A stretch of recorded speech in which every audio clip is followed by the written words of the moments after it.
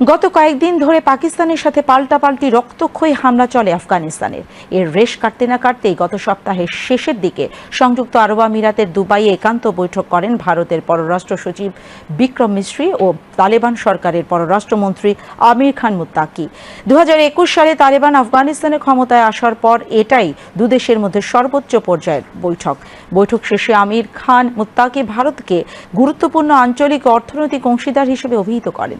এক বিবৃতিতে আফগানিস্তানের পররাষ্ট্র মন্ত্রণালয় বলেছে, বৈঠকে উভয় দেশের কর্মকর্তারা আফগানিস্তানের সঙ্গে সম্পর্কের সম্প্রসারণ ও ইরানের চাবাহার বন্দরের মাধ্যমে বাণিজ্য বাড়ানোর বিষয়ে আলোচনা করেছেন।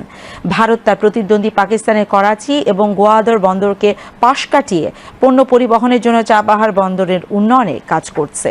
দুবাইয়ের বৈঠকের পর ভারতের পররাষ্ট্র মন্ত্রণালয় বলেছে, আফগানিস্তানে বিভিন্ন উন্নয়ন প্রকল্পের কাজে সংশ্লিষ্টতা ও বাণিজ্য সম্পর্ক বাড়ানোর কথা বিবেচনা করছে ভারত।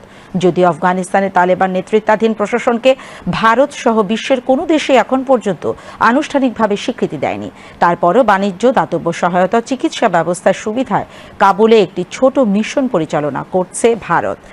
বিশ্বের অল্প কয়েকটি দেশের পাশাপাশি ভারতও বিভিন্ন সময় তালেবান প্রশাসনের আওতায় আফগানিস্তানে মানবিক সহায়তা পাঠিয়েছে।